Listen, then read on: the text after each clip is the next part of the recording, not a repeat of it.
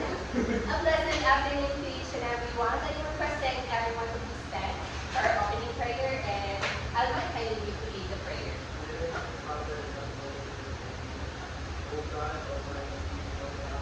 The children, offer you the today our work of God.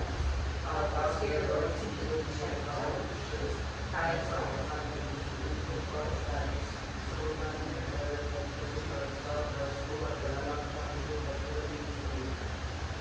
Thank you so much.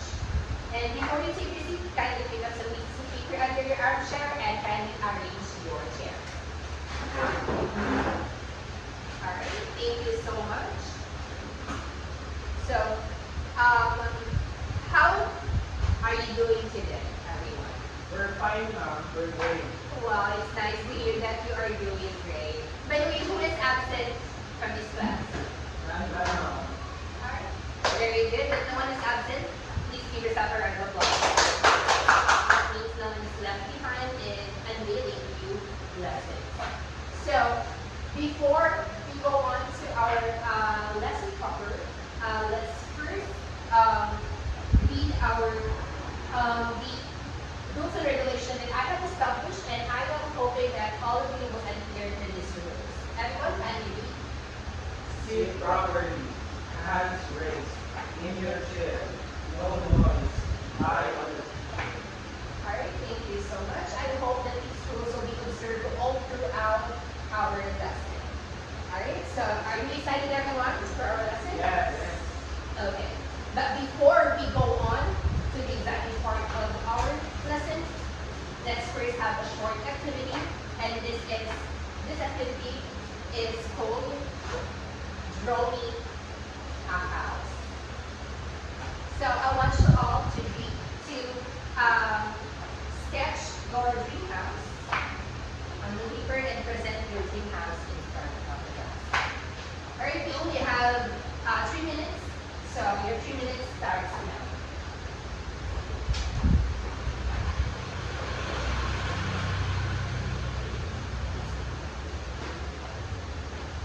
Good afternoon, sir.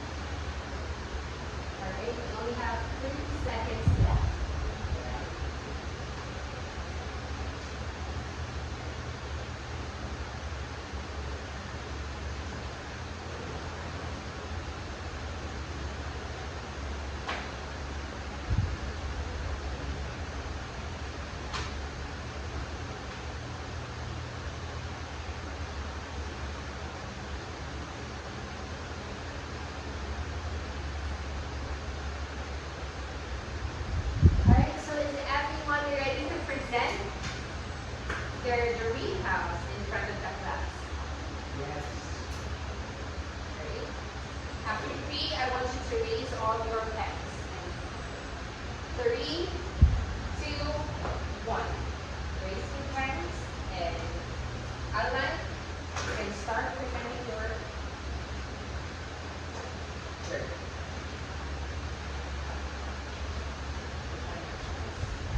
Right, so good morning everyone.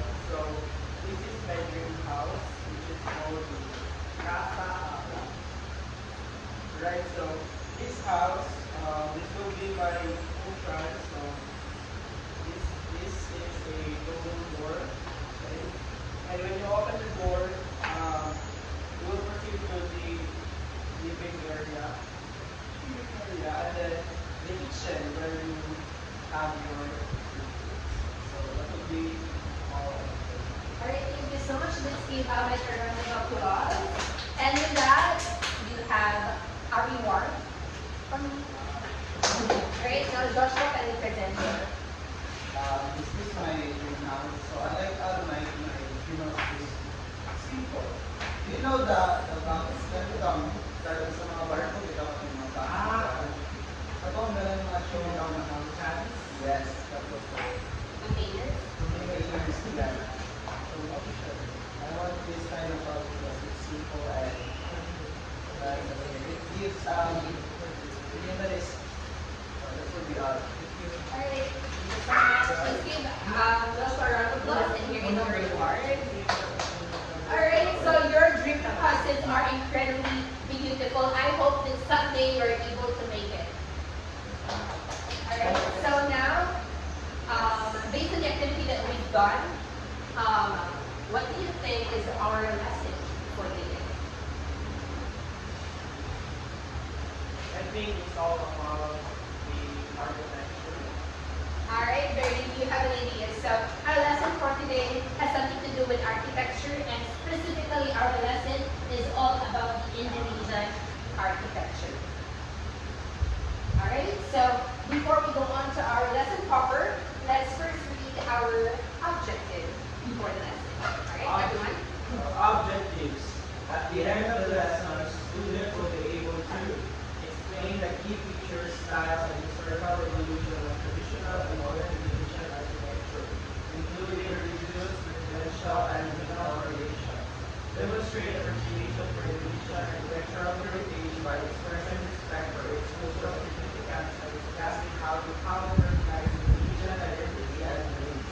Design or construct a basic model or visual presentation, example, drawing a paper model or digital slide, that incorporates distinctive elements of Indonesian architecture, such as clear roofs, dagang motifs, or steel houses. Alright, thank you so much. I hope that our short-term goal will be achieved after the lesson. Okay? Okay. Okay. Look. Alright, so yes, our lesson for today has something to do with architecture. So specifically our lesson for today is all about Indonesian architecture. So everyone, can you read a short introduction?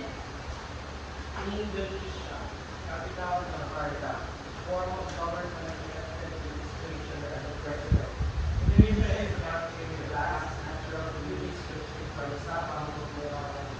It is sovereign state in Southeast Asia as Indonesia and is an archipelago comprising of 13,466 islands. It encompasses 33 provinces and one special administrative region for being governed by the colonial monarchy. With over 238 million people, making it the world's fourth most populous country. So Indonesia is one of the largest country in Asia. So dominantly the religions are Muslims, and Javanese is mainly their politicals, and yes, hundreds of distinctive native and ethnic and linguistic groups. So they have shared identity. So just like us, Philippines, Indonesia is also a religious country. So mainly their infrastructures are have something to do with their religion, and also, so Javanese is the largest and politically dominant ethnic group in Indonesia. So they have the motto, which is unica, plural, unica, or unity in diversity. Literally, many yet one. So that is one of the amazing motto that we heard from Indonesian people. So, architecture of Indonesia. Can you read? The architecture of Indonesia reflects the diversity of cultural, historical, and geographic influences that shape Indonesia as a whole.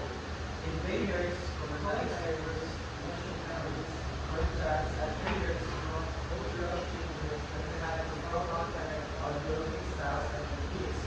Traditionally, the most significant foreign influence has been India.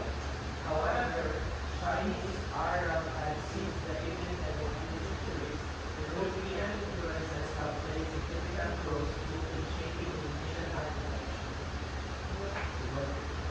So yes, just like as I said earlier, so religion is one of the biggest influence of Indonesia. So they are really sought after religion. So we also have also in terms of culture. So we have diverse culture from different regions, and also just like the Philippines, Indonesia is also invaded by the European country. So there's also an influence of the West. There's also a Western influence when it comes to their culture, infrastructures, and the ways that they're living. So moving on, here are some examples of the materials that they mainly use. So they use brick, timber, hardwood, coconut trunk, bamboo, sugar palm, and leaves. So mainly they use, so as you observe, what are the materials they mainly use? Natural. Or woods. Yes. So mainly they use natural resources such as this wood. So mainly most of their earliest infrastructures and architectures, they only use wood as their main materials. So they also use this alam grass, rice straw, and coconut fiber as their roof. This as their roof. Alright, so climate is one of the factors that they considered in making infrastructures. So since it is also located, since Asia is a tropical country, so they also need to consider some of the materials that they need to use that is fit in to the climate that they have. That's why, as you can see, as their materials that they use, that is easily accessible. The woods, the bricks, so they're easily accessible kind of materials way back then before, because now, of course, they use now different materials. So, since the temperature varies little from season to season, so difference between the longest day and the shortest day. Okay, so now let's talk about the types of architecture. So the first one is religious architecture. Can you read everyone? Religious architecture. Although religious architecture has been widespread in Indonesia, the most significant was developed in Java. The island's long tradition of religious symbolism extended to architecture, which fostered the individual styles of Hindu, Buddhist, Islamic, and Christian architecture.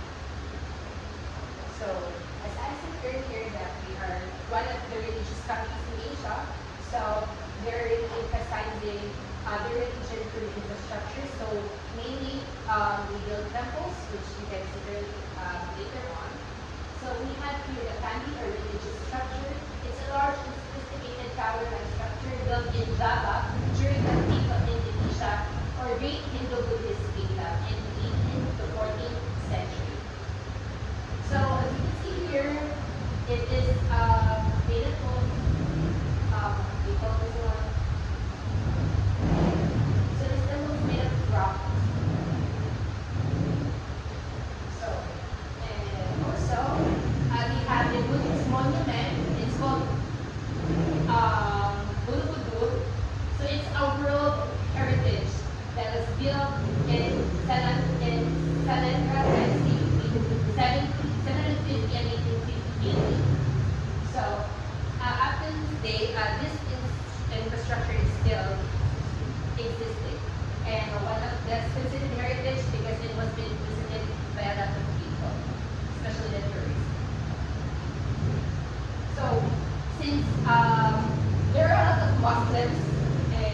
siya. That's why they also built this mosque. So they have here the mosque of Islam. They also have the Javanese mosque. So as you can see, the mosque of 15th century, so it is like culturally built as Islam. So as you can see, it's wide, and there's also like a temple-like, temple-like infrastructure, and like the Javanese mosque. So it's more of like a house, as you can see. It's not more of like a temple, but a house. So that's the difference between the mosque of 15th century and the Javanese mosque of 17th century. So here is an example of mosque in 19th century. Right. So moving forward to the traditional and vernacular architecture. Can you read? Traditional and vernacular architecture in Indonesia originates from two sources. One is the Great Indo tradition brought to Indonesia from India via Java. The second is the vernacular architecture of the India. It has its own. Alright, so here are the example of your traditional and vernacular infrastructure. So we have the rumah adat. So as you can see, it's really kind of unique. This is how they made their roof. So rumah adat or custom house is at the center of a web of custom, social relation, traditional taboos, myth, and religion that villages gather together. So the characteristic of this kind of house is timber construction, very elaborate, and it's a long house on stilts. So step sloping roads and heavy built on stilt except for Java. So here, so pataas siya, it's longer than the usual house. So that is how they built their traditional house. Alright, just like this one, this is an example as well of traditional and vernacular infrastructure. So they use this what they call the grass and a wood as their foundation of their house. So now, moving on to the palace architecture. Everyone can Istana or palace architecture refers to the built of Indonesia more often than based on the vernacular and domestic style of interior. Royal courts, however, develop much better and elaborate versions of this traditional architecture. Alright. So here the example of the palace house, and that is the blueprint of how they made or how the infrastructure looked like inside. So we have the Javanese Ratu, it's created Javanese royal palace. So the characteristic is large edifice or pavilion. So if you're familiar with pavilion, so it's really a huge salon. So with tumpang setting or ornamentations that are elaborate but based on common Javanese forms. So sa ilang their roof, sa ilang ceiling, so they have mga symbols, no? So yes, this is how they build or the blueprint of commonly sa ilang mga palace houses. Okay, so one of it, the almost iba or chief's house. So this time is a chief's house. So it's not that really looks like a pavilion. So it's just a simple but it's well structured. So it's a large version of homes in the village. So it's bigger, same na siya sa mga kuan, kanang mga villagers na house that I've shown before. So ganun siya, much bigger na siya and it's different on sila ang roof. Since katagdan sa brass, that this time they use na lahi na nga materials. So here we also have the palaces of Balinese such as the Puli Agung in Gainar, used the traditional veil form, and the Pagaruyong Palace is a three-story version of Minangkabao Rumah Gada. So this is how it looks like. It's really unique. So their roofs really have vaulted. So as you observe on most of their houses, by ang pansyan lang na pataas. Ano yan? Is it connected to this Yes. And also culturally, okay. So moving on now to the colonial architecture. Okay.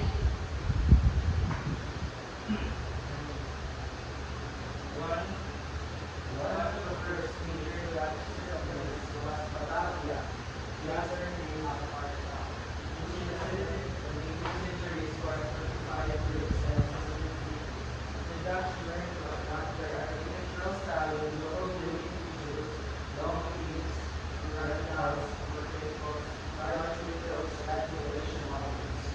Okay. So now since they are being invaded by European countries, so there is now an influence of the Western architecture.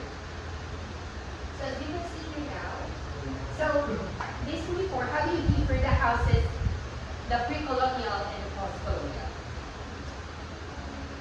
Anyone?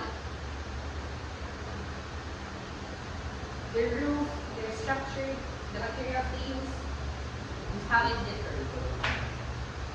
Before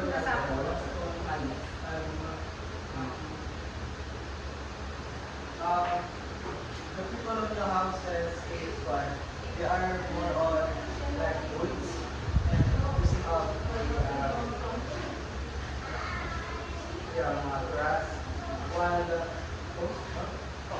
post-colonial they are more on like stones, bricks, cements.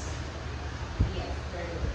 So, unlike before, so they use mainly the natural resources that they can have, especially the wood, so that it's mainly used before, and grass are as reduced. But on the pre-colonial, pre-colonial or post-colonial um, era, so they have now this cement type of houses and the builds of pointed houses wala na. So it's naturally structured as touch up of influence by the Western. So here, as you can see, the houses, they have a two-story buildings. Yes, they also have a tower-like buildings. And now, lastly, the post-independence architecture. Can you read the sentence? Early 18th century modernism across much of Indonesia, again mostly in Java. 1930s world progression was escape to Java and was followed by another decade in Guam. Revolution and struggle which restricted the development of the local environment. So after they gained their independence, so there are several countries, especially the Western countries, have been to Indonesia. That's why most now their infrastructures and architectures are mainly touched up by most of the countries that was invaded their country. So here, as you can see, but still, there are also the touch up of pre-colonial or their culturally made infrastructures.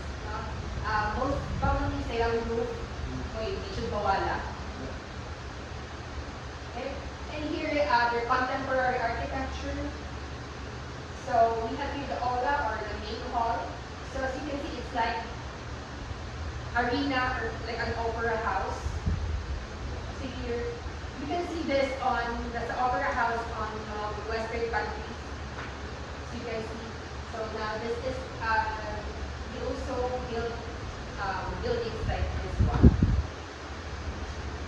We also have the Catholic Church, and like before, temple-like siya, house-like siya makuan. Karon touch up siya of temple and house. Alright, so that ends that is the different architectures of Indonesia, and some of the examples has been already shown. So now, at this point, so I have a question for you. How do you differ now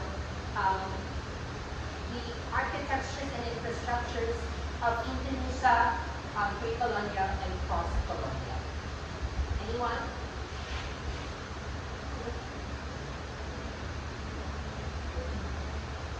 Outline.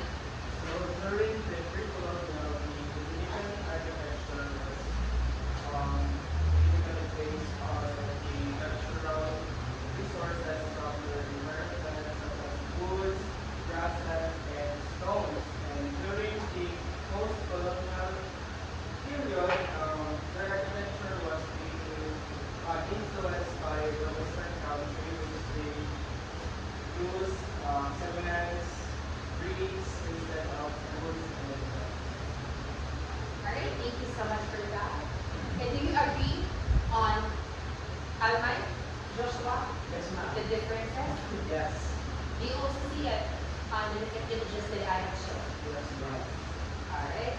So now that we have appreciated and differed the architectures way back then and until now of Indonesian architecture. So now let's have let's have an activity. So this is called Build Me Up. So this is a test of your creativity. So I have here a pen paper. So using this pen paper, you can create an object out of it. So, of course, in order for you to be graded accordingly, we have our rubrics and grade. Perfect. Creativity, 25%. Simplicity and aesthetics, 25%. Skills, 25%. Presentation, 25%. Alright, so using this rubrics, you will be graded accordingly. So you only have 3 minutes to make your making object. So your time starts now.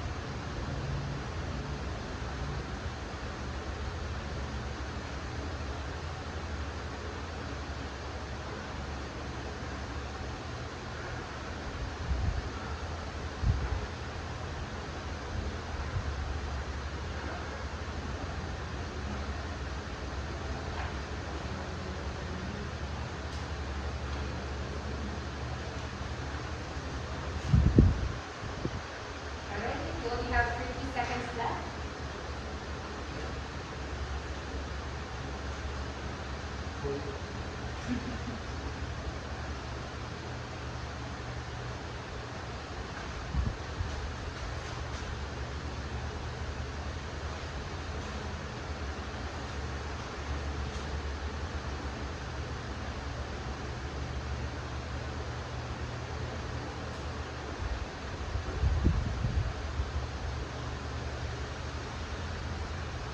to the count of three, kindly raise to your hands. One, to the count of one, two, three, hands up. And this time, Joshua will now start presenting your word in front of the class. So this is my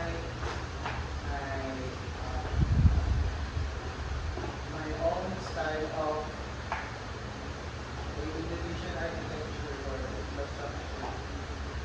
So as you can see, it has a details. So it is inspired by the intricate details of the Indonesian construction area. And that's it. Alright, thank you so much. Let's give Joshua a barricade clap. Alright, so I'll let if you're ready, present your Sorry, hello everyone. So this is a vibe that is like the powerhouse. No, this is part of the temples from Indonesia, which is during the post-colonial period. So it uses cements and bricks for the that's it. Alright, let's give Michael a barricade clap. Alright, I have seen your effort on making your architecture paper, and I will say that it is amazing. The creativity is superb. So with that, you've garnered a total score of 100%. Let's give yourself a round of applause. Alright. So now, to test if you're really listening well, and also to assess the learnings that you have learned or gathered. So let's have our next activity. It's a multiple choice. So kindly read the direction. Choose the letter that best represents the correct answer. Alright, so using the papers, you can now write your answers. Only write the letters that best corresponds to your answer.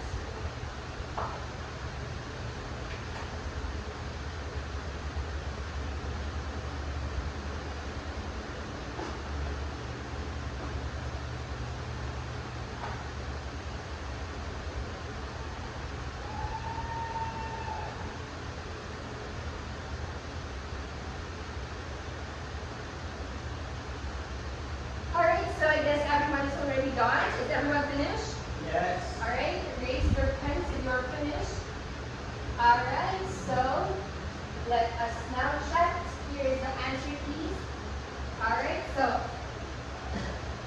how many did you get correct? Perfect. Alright, we'll get the perfect score of 10. Kindly add the paper. Alright, so everyone got the correct 10 points. So that means we all got the correct answers. So let's give ourselves a round of applause. Alright, so before we end our discussion or lesson for today,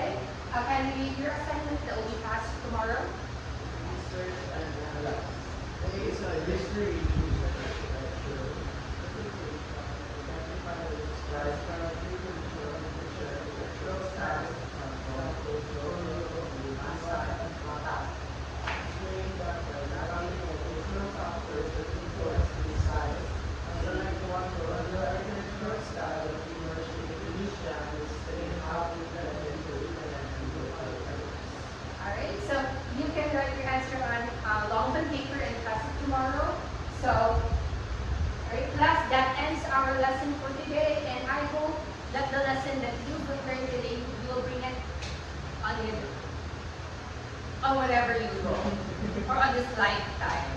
So I hope you've learned much today, and see you tomorrow.